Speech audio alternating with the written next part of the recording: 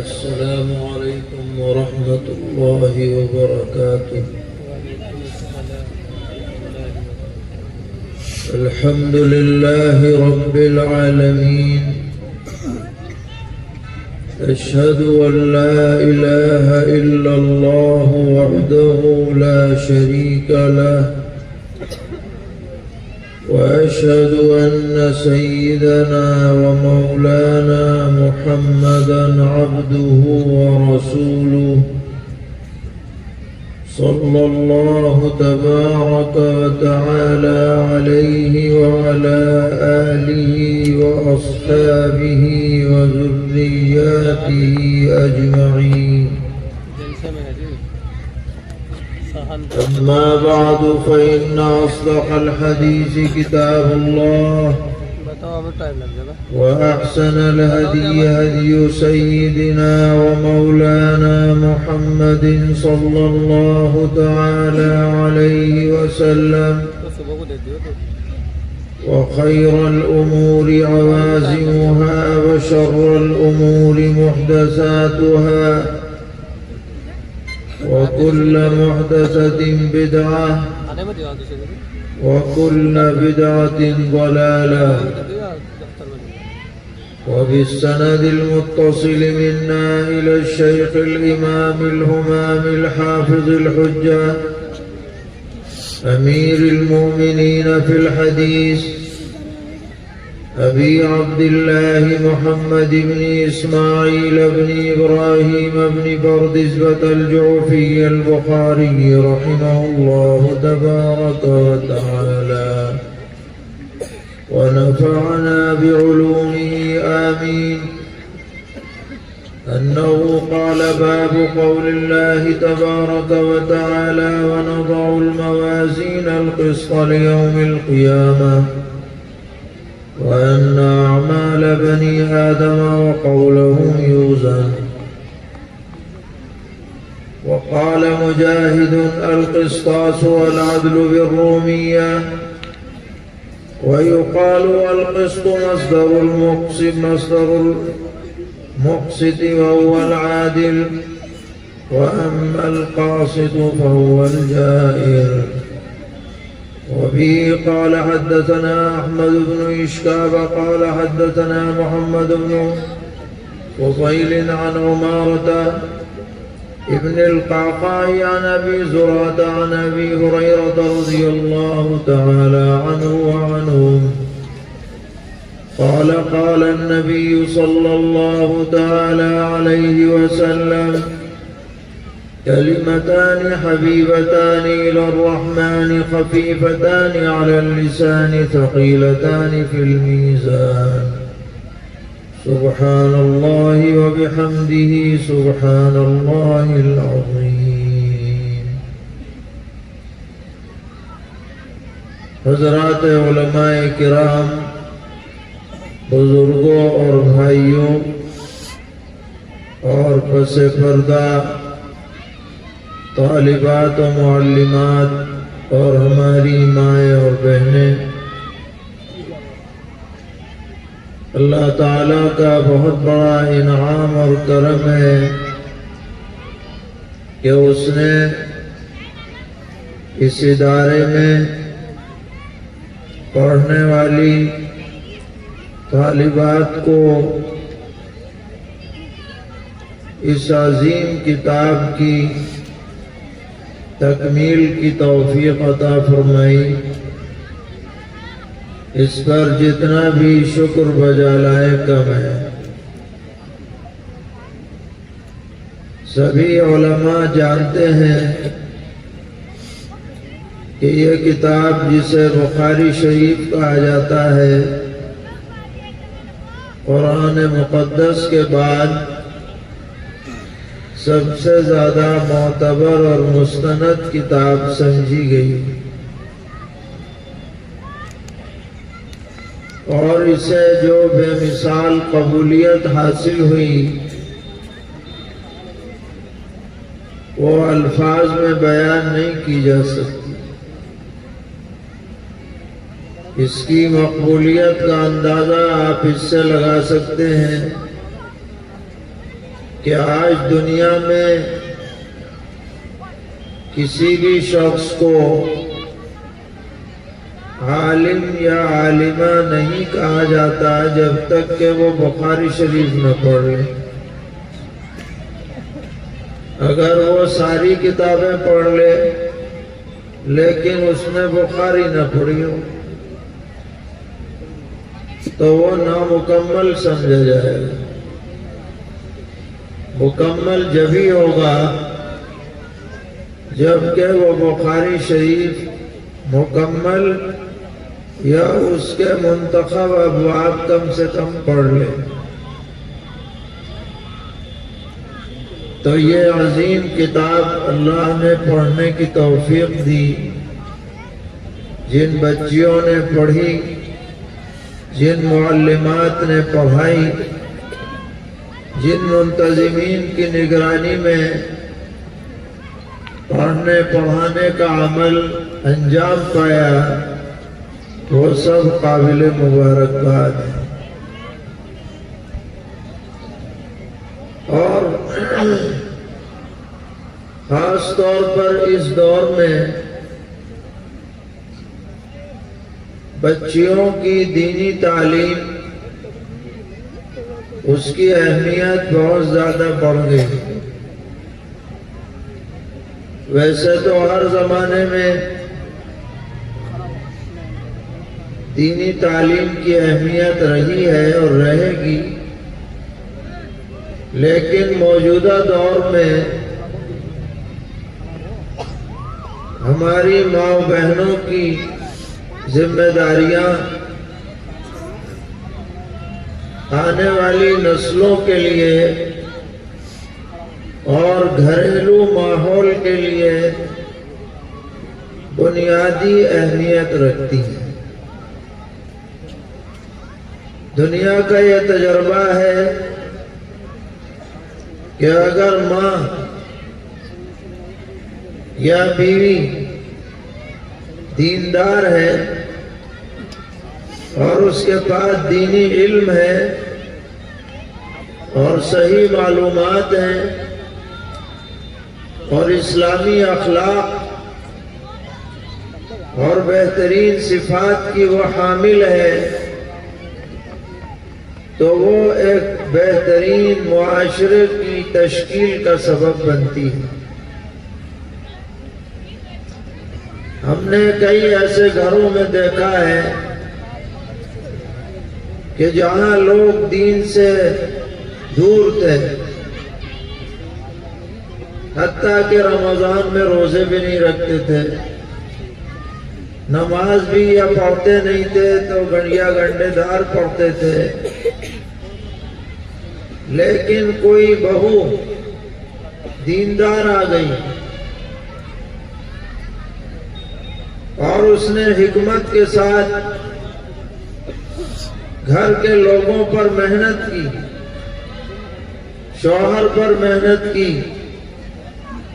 نندوں پر محنت کی، اپنے بچوں پر محنت کی، تو چند ہی سالوں کے اندر گھر کا رنگ بدل گیا۔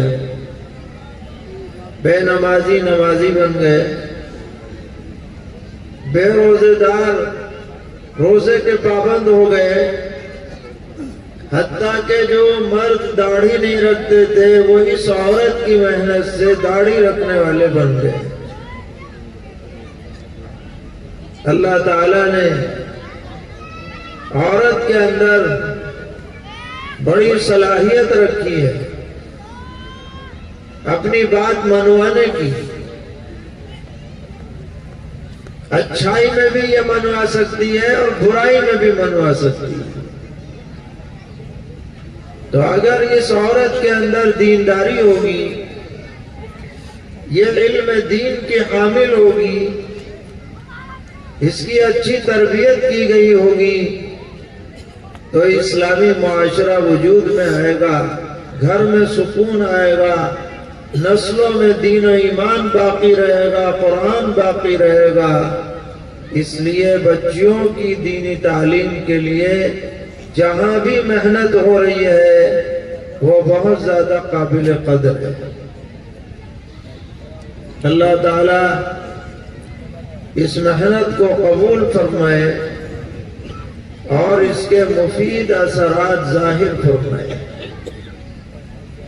پڑھنے والی بچیوں کا یہ فرض بنتا ہے کہ جب انہوں نے یہ نصاب مکمل کر لیا اور ان کے ساتھ عالمہ کا لاحقہ لگ گیا، حافظہ کا لاحقہ لگ گیا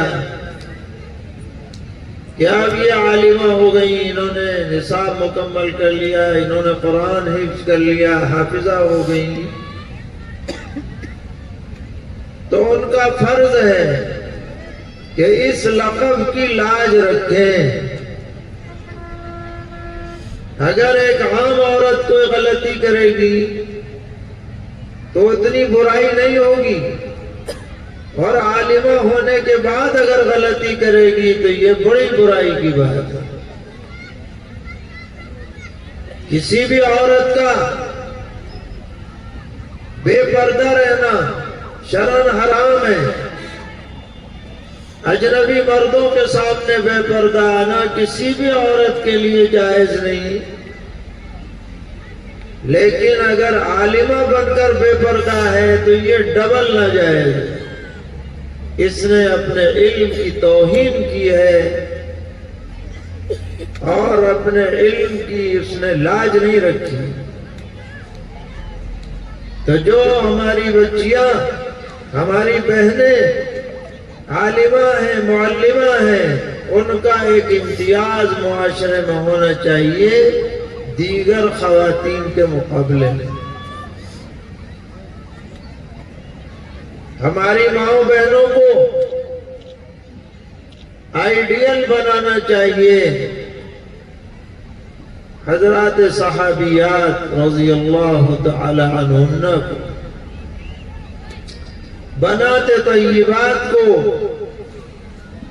ازواج مطہرات کو انہوں نے جس طرح پاکیزگی کے ساتھ، پاک بازی کے ساتھ، شرم و حیا کے ساتھ، دینداری کے ساتھ، عبادت گزاری کے ساتھ زندگی گزاری ہے، ایسے ہی ہمارے اندر بھی جذبہ ہونا چاہیے۔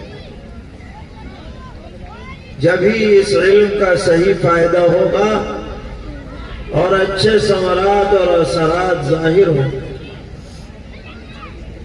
ہمیں بھی یہ چاہیے کہ ہم اپنی بچیوں کی دینی تربیت سے غافل نہ رہیں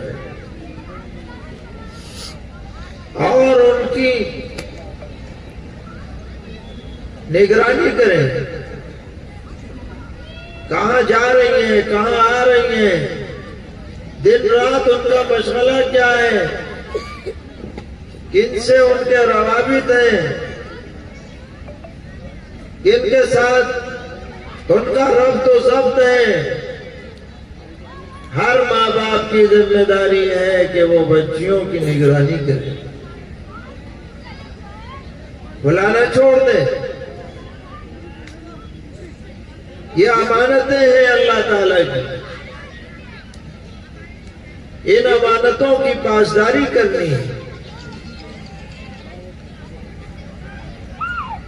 اگر وہ کسی اسکول میں یا کالج میں بھی پڑھ رہی ہیں پردے کے ساتھ، تو بھی ان کی مکمل نگرانی کرنے کی ضرورت ہے۔ مسلم بچیاں، صاحب ایمان گھرانے کی بچیاں عام بچیوں سے الگ ہونی چاہیے، الگ نظر آنی چاہیے۔ ان کا ایمان ایسا پختہ ہو، ان کے اعمال ایسے مضبوط ہوں کہ کتنا ہی ماحول بدلا ہوا ہو، لیکن وہ اپنے ایمان اور اعمال کو ہرگز چھوڑنے پر تیار نہ ہو۔ یہ ماحول، یہ جذبہ، یہ نظریہ ہماری ماں بہنوں کا بننا چاہیے۔ اللہ تعالیٰ سب کی حفاظت فرمائے، ایمان پر زندگی اور ایمان ہی پر موت عطا فرمائے۔ یہ کتاب ہے بخاری شریف. اس کے آغاز میں حضرت امام بخاری رحمۃ اللہ علیہ نے سب سے پہلے جو باب قائم کیا ہے کیف کان بدء الوحی الی رسول اللہ صلی اللہ علیہ وسلم، کہ حضور اکرم علیہ السلام کی طرف وحی کی ابتدا کیسے ہوئی. اس سے آپ نے کتاب شروع کی. اور علماء فرماتے ہیں کہ یہ شروع کرنا اس عنوان سے یہ حسن آغاز ہے، یعنی بہت بہترین ابتدا ہے. اس لیے کہ تمام خیر اور بھلائی اور اچھائی اس کا سرچشمہ وحی خداوندی، اللہ کی طرف سے جو ہدایت آئی ہے اصل خیر تو اسی میں ہے. ہم اگر اپنی عقل سے، اپنی فہم سے، اپنی رائے سے کوئی نظام بنائیں، کوئی صورت تجویز کریں، کوئی گارنٹی نہیں ہے کہ وہ صحیح ہے، غلط بھی ہو سکتی ہے. لیکن اللہ کی طرف سے وحی آئے قرآن پاک میں، یا پیغمبر علیہ السلام کی زبانی یا آپ کے عمل سے ثبوت ہو اور صحیح معنی میں ثبوت ہو جائے، اس کے غلط ہونے کا کوئی امکان نہیں، وہ 100% صحیح ہی ہے. ہمارا تو سارا ایمان، سارا دین وہی سے وابستہ ہے. اسلام کسی کے گھر کا بنایا ہوا گھروندا نہیں ہے کہ چند لوگوں نے بیٹھ کے اور طے کر دیا ہو کہ ایسا کر لو، ایسا کر لو. اسلام اٹل ہے، مضبوط ہے، مستحکم ہے، ہمیشہ باقی رہنے والا ہے.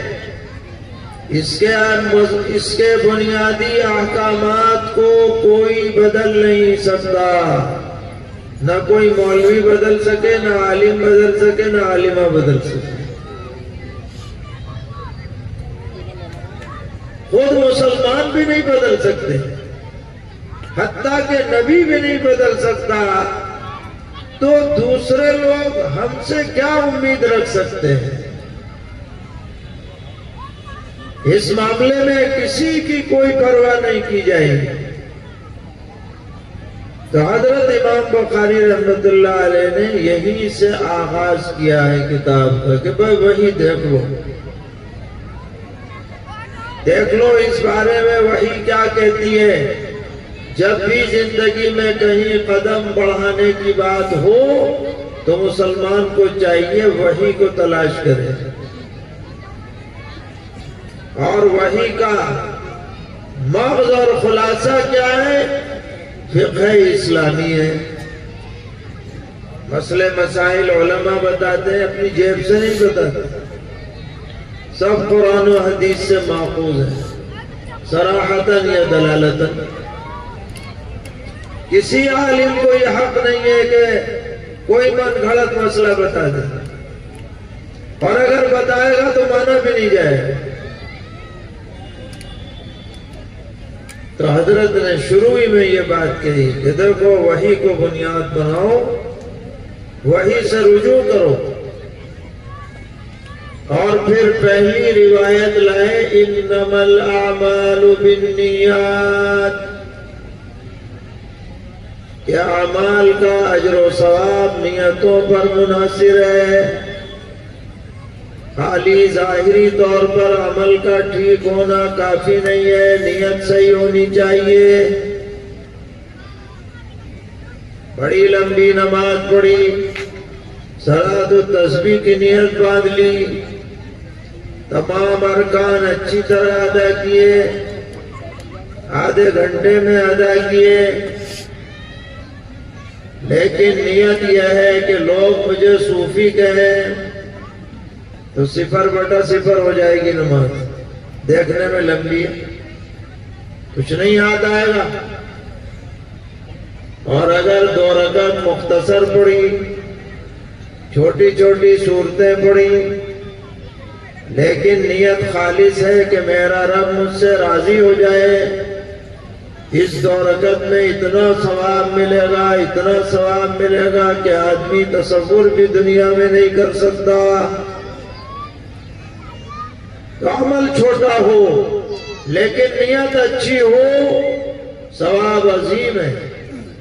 عمل بڑا ہو، نیت میں کھوٹ ہو، 0 ہے، کچھ نہیں۔ یہ حضرت امام بخاری رحمۃ اللہ علیہ نے بالکل پہلے صفحے پہ یہ روایت درج کی تاکہ کتاب پڑھنے والوں کو تنبیہ ہو جائے کہ نیت درست کرو، پڑھنے میں بھی نیت درست، پڑھانے میں بھی نیت درست، بیان کرنے میں بھی نیت درست، لکھنے میں بھی نیت درست، کوئی بھی دین کا کام کرو نیت پہلے ٹھیک کرو۔ یہ حضرت نے گویا نصیحت فرمائی۔ اس کے بعد پھر مختلف ابواب ہیں، ایمان ہے، علم ہے، طہارت ہے، نماز ہے، روزہ ہے، فلاح، سب سے متعلق روایتیں۔ اور آخر میں حضرت نے جو باطل فرقے ہیں، عقل پرست، ان کی تردید کے ابواب قائم فرمائے، جنہوں نے دین کو پرکھنے کے لیے اپنی عقل کو معیار بنایا۔ پہلے زمانے میں ان کا نام تھا معتزلہ، خوارج، قدریہ، مرجیہ، جہمیہ، یہ سب نام تھے۔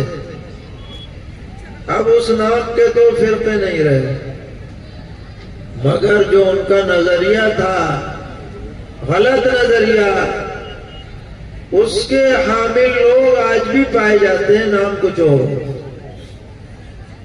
اس لیے یہ تردید کل بھی ضروری تھی، آج بھی ضروری ہے۔ ان کے غلط نظریات میں ایک یہ بات تھی کہ قرآن پاک میں اللہ تعالیٰ نے فرمایا کہ وَالْوَزْنُ يَوْمَئِذٍ الْحَقُّ، قیامت میں وزن برحق ہے، اور میزان قائم کیا جائے گا، تول ہوگی، ترازو ہوگا۔ تو ان میں سے بعض فرقوں نے یہ کہا کہ بھئی تول جو ہوتی ہے وہ تو جسم والی چیز کی ہوتی ہے، غلہ تولا جاتا ہے، گنا تولا جاتا ہے، لوہا تولا جاتا ہے، اور جناب دیگر چیزیں تلتی ہیں۔ نماز میں کیا بات ہے کہ وہ کیسے تلے؟ نماز بھی کوئی تولنے کی چیز ہے، روزہ بھی کہیں تلے گا، قرآن کی تلاوت بھی کہیں تلے گی، یہ تو ہماری گدی میں آتی نہیں بات۔ تو انہوں نے وزن کا انکار کر دیا کہ جی کوئی وزن نہیں۔ کیا اچھا قرآن میں تو وزن آیا ہے؟ کہنے لگے اس سے مراد عدل ہے۔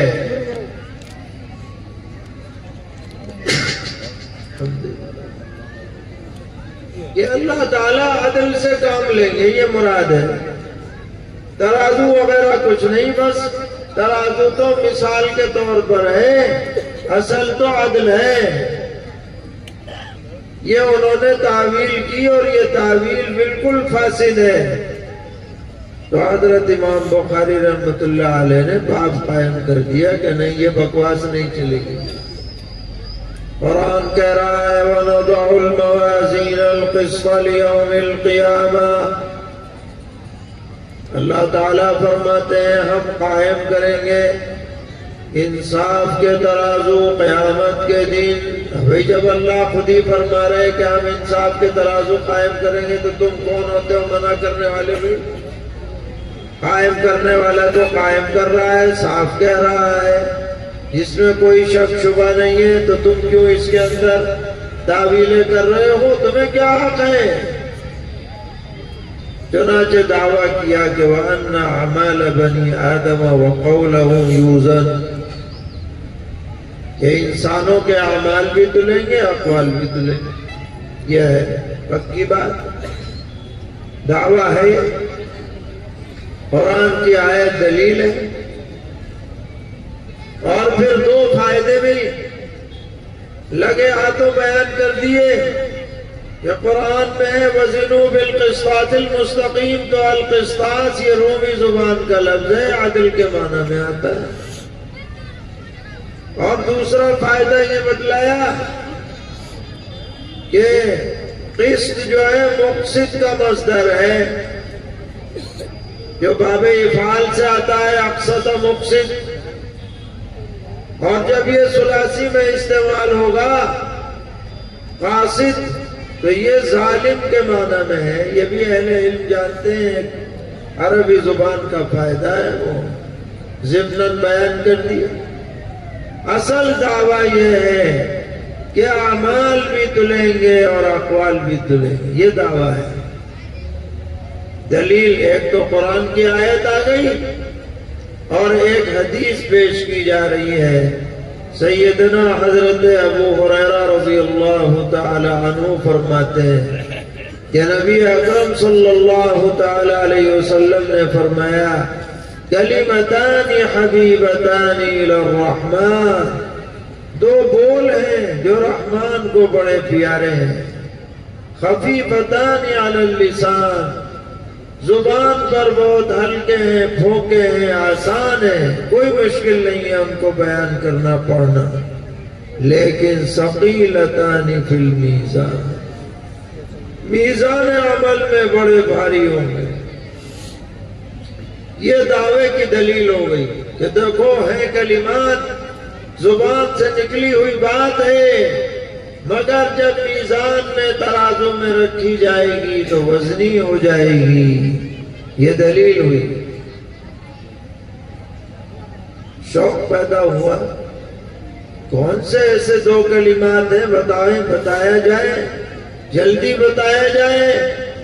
فرمایا سنو، سبحان اللہ وبحمدہ سبحان اللہ العظیم، جس کا ترجمہ یہ ہے کہ میں اللہ کی پاکی بیان کرتا ہوں اس کی حمد و ثنا کے ساتھ، اور اللہ پاک ہے، عظیم ہے۔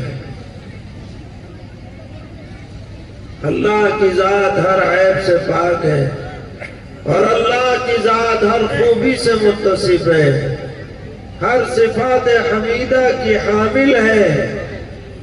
یہ بندہ اپنی زبان سے جب نکالتا ہے اللہ کو اس بندے سے بڑا تعلق اور محبت اور پیار ہو جاتا ہے کہ میرا بندہ میری پاکی بیان کر رہا ہے، اور میرا بندہ میری حمد کر رہا ہے، میری صفات بیان کر رہا ہے، میری شکر گزاری کر رہا ہے۔ اور قیامت میں جب یہ کلمات جو جمع ہوں گے ہمارے نامہ اعمال میں سامنے لائے جائیں گے تو بڑے بھاری ہوں گے، اور اس کا بڑا اجر و ثواب ملے گا انشاءاللہ۔ اس لیے ہم سب کو چاہیے کہ اپنی زبان کو اللہ کی حمد و ثنا میں مشغول رکھیں۔ صبح شام کم سے کم 100 مرتبہ یہ دونوں کلمے پڑھ لیا کریں، سبحان اللہ وبحمدہ سبحان اللہ العظیم۔ اگر آپ نے 40 دن مسلسل یہ عمل کر لیا، آپ دیکھیں گے کہ زندگی میں تبدیلی آ جائے گی۔ 40 دن کم سے کم یہ عمل کرو، روزانہ صبح اور شام سبحان اللہ وبحمدہ سبحان اللہ العظیم، ایک ایک تسبیح پڑھنی۔ بتاؤ کون کون کرے گا یہ عمل؟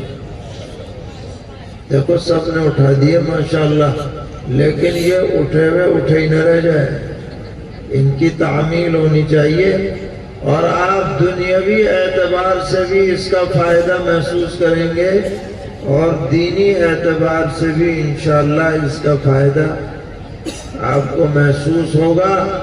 اور یہ 40 دن تو عادت ڈلوانے کے لیے ہیں، زندگی بھر اگر معمول بنا لے تو سبحان اللہ، پھر تو بھائی فائدہ ہی فائدہ ہے۔